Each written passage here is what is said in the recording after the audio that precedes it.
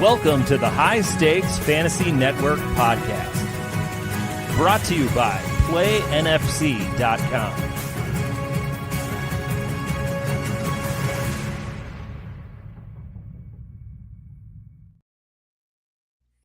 Hello, everyone, and welcome to the High Stakes Fantasy Network. I'm your host, Greg Ambrosius, and today I'm hosting our final Champions interview during NFFC Champions Podcast Week. That's right. All week long, I've been interviewing our national champions from 2025, and today I conclude with our 2025 NFFC Primetime champion, Shawn Wilson. Shawn and Rakesh won the $250,000 grand prize last year in the NFFC Primetime. Shawn, congrats on that huge win, and welcome to the show.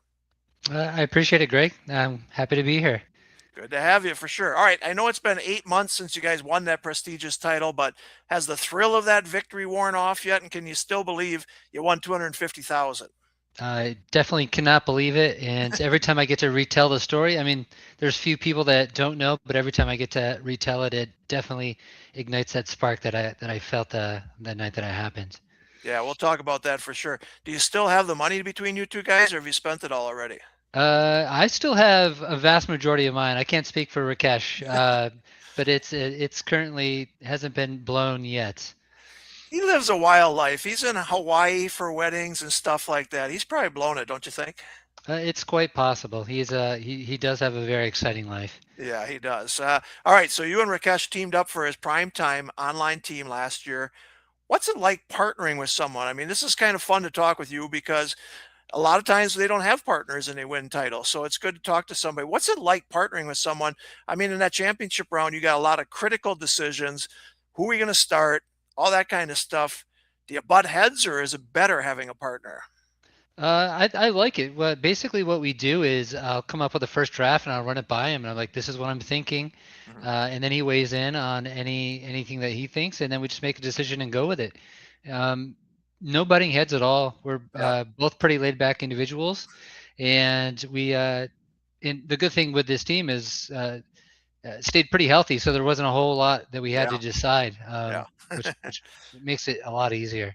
That was a unique team. We'll talk about that later, but you really did not have to replace guys that stayed healthy, like you said. And man, that's a key, right? I mean, you can draft real well and they all get hurt and you look like an idiot, right? They stay healthy and you look pretty damn smart, right? Yep. There's a lot of luck there for sure. Yeah. All right. So have you guys partnered together on teams for a long time? I know you came to Las Vegas together 2 years ago. It was that first weekend you did back-to-back auctions. We had a great time that weekend. But how long have you guys been doing this together? Together, this will be our third year. Okay. We did about 10 teams our first year together and 10 to 12 teams last year. Mm-hmm. And I think that's our plan again this year, is to keep right around that same number of teams. Mm-hmm. All right, when you guys are debating over a pick in the draft, you say you don't butt heads, but someone has to make the final say. Is it Rakesh or is it you? So the way we do it actually makes it really easy. Is we just split drafts. We draft together, okay, but he has a draft and then I have a draft, and we do just about all of them together. But it's whoever's draft that belongs to, they make the final decision. But if it's controversial, we'll look at our analytics, we'll talk back and forth and make a final decision. But if it's his draft, he gets to make the final call, and if it's my draft, I get to make the final call. All right. So whose draft was this one, the championship one? This one was mine. Yeah. Okay. Well, very good. Take that, Rakesh. This was Shawn's draft, damn it. All right. Like I said, you guys were in Las Vegas a couple of years ago. You said you're going to do some more prime times. We'll talk about you going to New York City. But you're also going to do probably, like you said, some guillotines, some auction. You did auction online last year. So you guys are going to have a pretty busy schedule. When you do these online drafts, though, are you in someone's house? Are you over at his place or what? Yeah, I normally go over to his place. We'll order some pizza and some wings, and we'll try to schedule so we have like 3-4 in one night, and we knock them out normally in a week or so. But yeah, we draft everything together at his house normally. Nice. All right.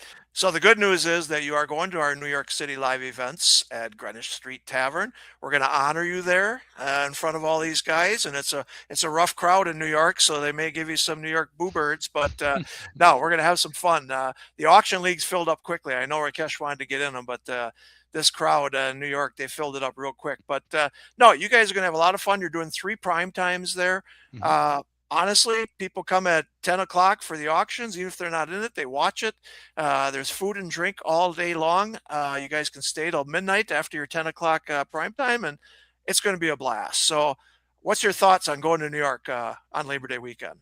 So we're excited. We already have our trip booked. Our train up from DC is pretty simple. Excited to meet everybody. And actually, I have a good friend, Dan Santanoff. Okay. He drafted out of the New York, so I think we're in all three of the prime times. I believe he's in as well. So it'll be fun to play against a friend. So how long have you known Dan? And Dan's been with us almost from the very beginning. Yeah, I've known Dan probably 12 or 13 years. He's a colleague of my wife's, so I've known him for quite some time. He used to live right down the street from us. Cool. Yeah, you're going to love New York. I mean, it's a good group, and I know they're all appreciative of what you guys pulled off last year. It was a heck of a run. So let's talk about this championship team. You guys drafted this one on August 31st online. You had the best regular season record, but you finished second in points, so you still had some work to do. Nelson Sousa had the most points in this league. So you didn't win the league title after week 14, but you obviously did after week 17. This was your best primetime team. Now, you guys had a couple of primetime teams that were not in the running, right? A couple of auction teams. This one really hit right. Any reason for it? But other than staying healthy, maybe with this team, right? I mean, that's the biggest thing. When you're not chasing the free agents every week, it makes it a lot easier. It's you can just go ahead and bid on a few people, but that and just we got really lucky with the wide receiver tight end core. We had a lot of guys finish in the top 12, spread out, no huge players throughout the year, but a lot of really consistent players, I thought.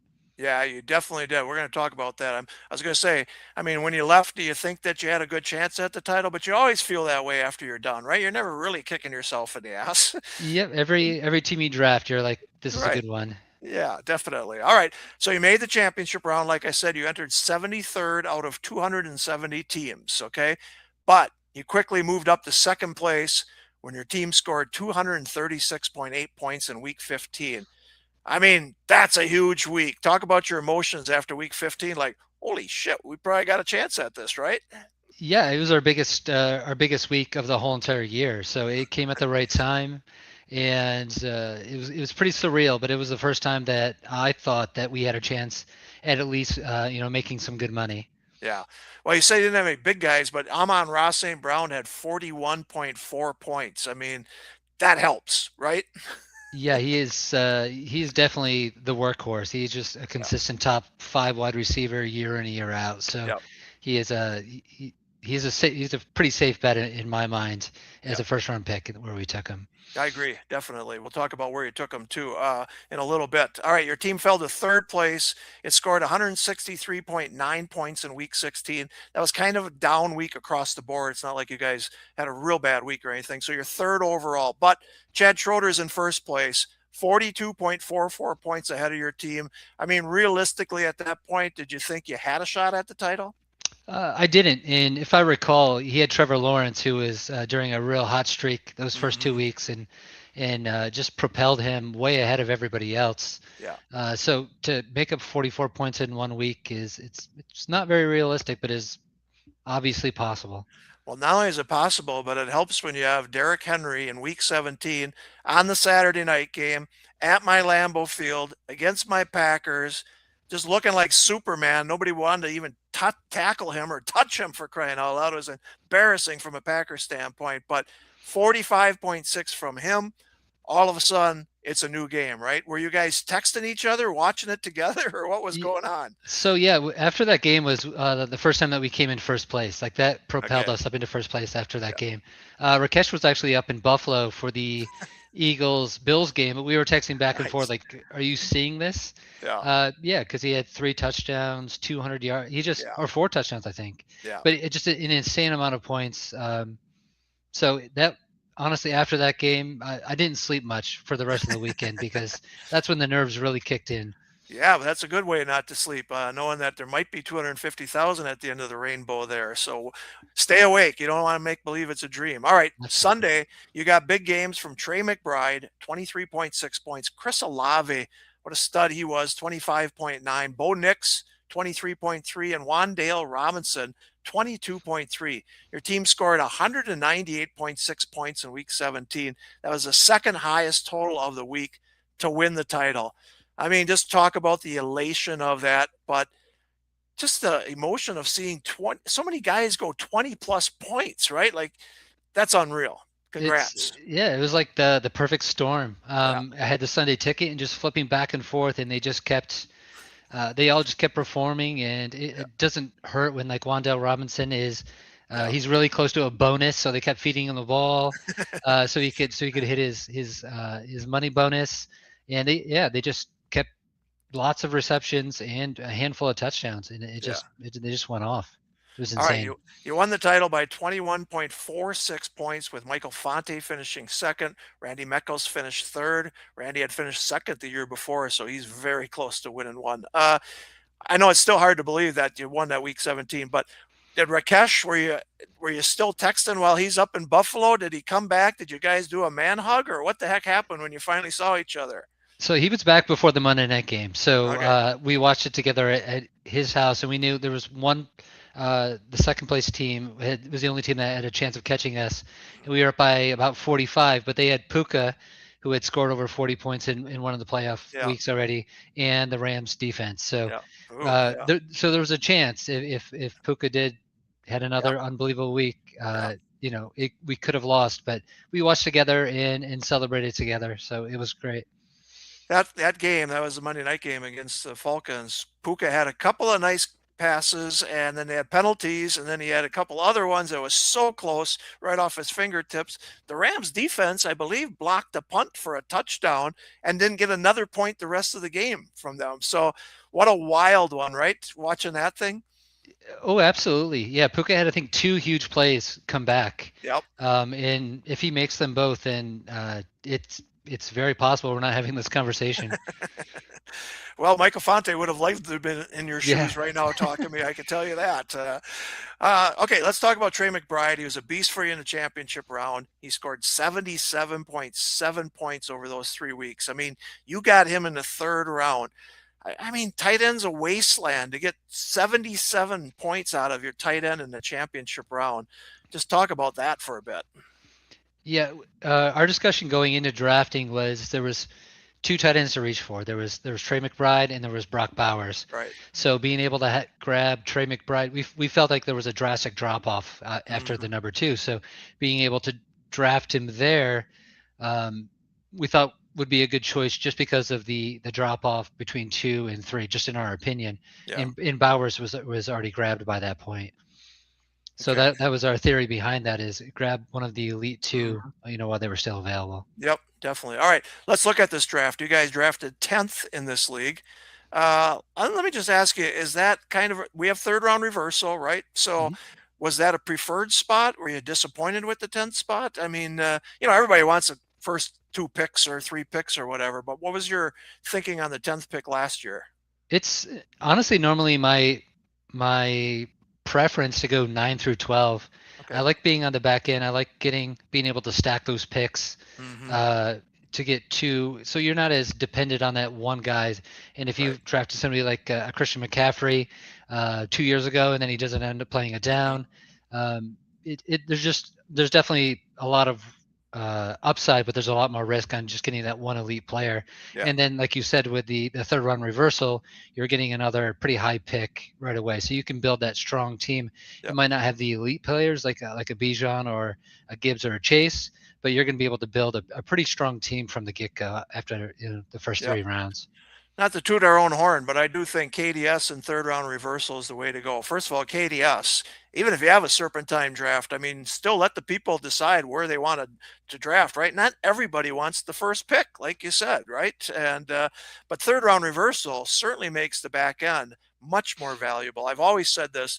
The last thing Team 1 needs is the first pick in round 3, right? He's already got the advantage. So, I assume you like third round reversal, right? I do, for sure. I think it very much evens out the playing field. Yeah. And you're not getting the elite, but you're getting a more well-rounded team for sure. Yeah. All right, let's talk about 10th. You got Amon-Ra St. Brown, which that's actually a very good bargain. I think he was going around 8th or so last year, 7th, 8th. So that was great. Then Derrick Henry. Everybody thought he was going to fall off. Of course, we say that every year, and he never does. And then you got Trey McBride. You started out a running back, a wide receiver, a tight end. Talk about that build, if you will, from there. Yeah, so having Amon-Ra fall to us at that pick, it was a no-brainer. We definitely had to grab him. And then Derrick Henry, like you said, he doesn't get you a lot of receptions, but he's just so consistent. Yeah. He's going to get you a bunch of touchdowns, and he still has that breakaway speed where he's going to be able to pile up yards in certain games. And then, like we just briefly talked about, Trey McBride we felt one of the top 2 tight ends available. We wanted to grab him, and we felt comfortable doing that with already having what we felt were our number 1 wide receiver and running back. Yeah, absolutely. Solid build for sure. All right. You took Cortland Sutton in round 4, Breece Hall in round 5, 2 guys that didn't quite produce like you expected, but the big find was Chris Olave in round 6. And I swear he was on every national championship roster last year. Sometimes he went in the 5th, but he went in the 6th in this one. People were worried about the concussions he had the year before, right? What did you see in Olave that you liked? So something you don't know is I am a diehard Ohio State Buckeye fan. Okay. So ever since Olave scored those 2 touchdowns and blocked that punt against Michigan as a freshman in 2018, he's been one of my favorite players. And I think that you're saying, I think we had him ranked as a 5th round player. So again, just like with Amon-Ra, with him falling to the 6th round, I was a little worried about the quarterback situation in New Orleans, and that's probably why he fell a little bit further, plus the injury history. But I felt comfortable grabbing him just because that is stats and a gut, just because he's one of my favorite players. There you go. Sometimes drafting with your heart helps out. So good job. Sometimes, all right. Yeah. You got Bo Nix in round 9 and Jared Goff in round 12. 2 fantastic quarterback values. Do you guys usually wait on quarterbacks, or was this a one-off for you? If one of the elites would fall, like last year, Allen or Lamar, we would grab them. Yeah. But I can't exactly remember how this played out. But if they're grabbed super early, then like if you look at the stats, the first 10 to 12 quarterbacks, there's not a huge discrepancy in points between like number 1 and number 12. It's like maybe 6-7 points. So, if you don't grab one of those elites that you're super comfortable with, then I don't feel that it's bad waiting. So how did you handle those 2 guys last year? Because did you play the matchups or what? Because they both were good, but you had to make the right decision each week too. Sure. So we played Nix a vast majority of the time. Okay. With the rushing upside, and he was putting up some pretty good stats. The one time we did sit him is we decided to play Goff in week 16 instead of Nix because of the matchups, and Goff threw 3 touchdowns and 300 points, and he outscored Nix by like 15 points or so. So that's, it's not a big thing, but all those little points, they add up. Yeah, that's a big thing for sure. That could be the difference between 250,000 and 50,000. So Absolutely. Good job. So, you haven't done a lot of drafts yet, you two. I know you're doing your strategies, but I'm going to tell you, quarterbacks are dropping like never before. Never. Like sometimes I did a live stream the other night. 2 quarterbacks went in the first 7 rounds. That was it. Then they started going in round 8. Are you prepared for that this year? I can't ever recall seeing that before. No. But it seems like if you have somebody that you're locked in on, that you're going to be able to get them in round 4. So 3 or 4, if you want to put out a flyer on them, and if you've got that guy you want to get, I think you're going to be able to get him if you are willing to go, round 3, round 4, round 5. I don't know if that's the strategy, but if you feel very passionate about somebody, it sounds like you're going to be able to do that. Yeah, they're dropping for sure, and you can stack like a Burrow and Chase very easily this year, Sure. 1st and 6th round. So yeah, interesting. All right, Wan'Dale Robinson in round 13 was another great pick. Once out of New York, the guy just blossomed. Like you said, he got his bonus in week 17. He was your 5th wide receiver. When did you start using him in your lineup? Honestly, right around week 5, week 6, after Neighbors went down, Yeah. he was the number one, and we assumed with the rookie quarterback, he was going to be checking down, hitting a lot of those underneath routes that Robinson runs. So we decided to give him a chance, and he besides the playoffs where he had some really good games, he was just a very consistent player Yeah. throughout the year. No huge games, but 5, 6, 7 catches, 70, 80 yards, in a handful of touchdowns. Yep, absolutely. All right, the Texans defense you took in round 16, it turned out to be a key pickup as well. I mean, some people like to stream defenses every week. You guys didn't have to. I mean, you only had to pick up a defense once for the bye week. How good was that? It's great. It's this kind of the same idea as the Trey McBride. We had Houston and Denver as like the top two defenses, and we figured if we can grab them when we felt very confident about our core team, we would reach and grab one, and then we would Yeah. be pretty much set for the year. And you were, definitely. All right, we're going to talk about Faab because honestly, this is amazing. It's a big part of winning rosters, but you guys made only 7 moves all year long, 7 free agent pickups. I mean, again, it's health, right? But hmm that's unreal to win a national championship and have only 7 pickups all year. Yeah, it's crazy, and in some of the pickups late in the year were Yeah, not as much to help our team, but to keep somebody else from picking them up. there you go. We didn't necessarily plan on playing them, but we thought they could help somebody else. So we decided to throw some money at them because we just had a bunch extra to Yeah. try to pull those late flyers off the board. All right. So yeah, Juwan Johnson you got for $5 in week 10. You hmm bid $400 for Donnie Mitchell and 400 Devon Valley in week 17 or week 14, excuse me. Again, like you said, that was a strategy. All right. So fantastic. And we all pray we can keep our starters, the whole year round. That's fantastic. All right. We've had 17 different overall champions in the prime time over 18 years. Only Chad Schroeder's won this twice in our history. I mean, this year we may be over 1,200 teams. What's it going to take for you guys to win this title again? I know, hey, the odds are stacked against you, but you're gunning for it, right?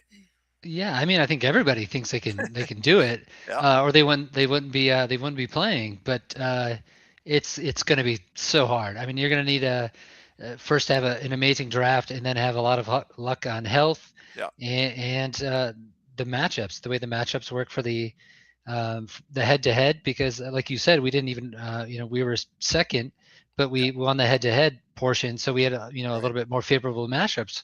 So there's a lot of different factors that go into it, but luck on health Yeah, is probably one of the most important. yeah, absolutely. All right. So, like you said, Rakesh is a busy man, and you guys are planning and getting ready. And then, like in a couple of weeks, you guys bang out a bunch of drafts. Have you talked about the strategy? Have you been looking at the ADPs? What are you seeing right now? I don't want to tell you individual players, but you see any values out there at positions, maybe running back more than wide receivers, anything like that? Yeah, I mean, I'm watching every podcast that I can get my hands on, and so is Rakesh. And you hear a lot of the same names being thrown around on value based on the average draft positions. Yeah, So just trying to take that into consideration. Trying to judge all these rookies, because there's always the rookies where they say they're gonna do really well. Like I believe Caleb Johnson for the Steelers last year went pretty high and then didn't see sure the did. field. Yep. Yeah, and try to sort out all the noise to try to figure out what is real and what is not real. So Yeah. we've done a lot of our own, but within the next probably 2 weeks we'll get together, talk out strategy, and then knock out a handful of drafts before the big ones come up. Yep. All right. Well, the live streams have been a cottage industry, as you know. I mean, people are doing them every night. I know there's one tonight. We have a primetime draft, and Paul Spiteri is going to live stream it. Are you learning off of these live streams? Do you like the live streams? Is Rakesh liking the live streams? I mean, you wouldn't think it's as exciting as it is. And it's very easy to be an armchair quarterback Yeah. and criticize picks or say, "Oh, I really like that," when you're not involved. So it's super interesting. But it's good to see actually what is actually happening in these Yeah. drafts, so that you can get a better understanding when you're actually involved. Yeah, once upon a time, mock drafts was a thing, but no longer. I mean, people are putting their money up, and you're watching what their decisions are with $300,000 on the line, right? So it's pretty cool. But yeah, Yes. kudos to the whole industry for doing these live streams. It's fantastic. All right, Shawn, I wish you and Rakesh the best of luck. I want you to have a great time in New York City. So can you corral him? Tell him not to be so, wild. I mean, he's such a quiet guy. These guys are gonna want to get something out of him. So tell him to loosen up a little bit. All right. Yeah, we'll feed him a couple libations and, Yeah. and loosen him up. Yeah, Rakesh, amazing guy.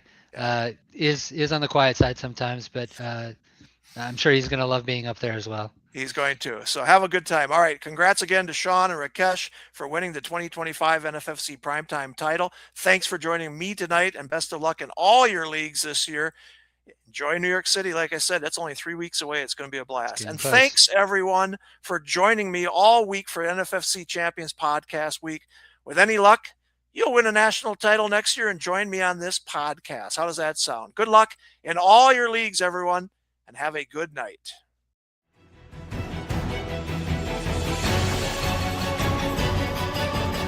Thank you for joining us on the High Stakes Fantasy Network podcast.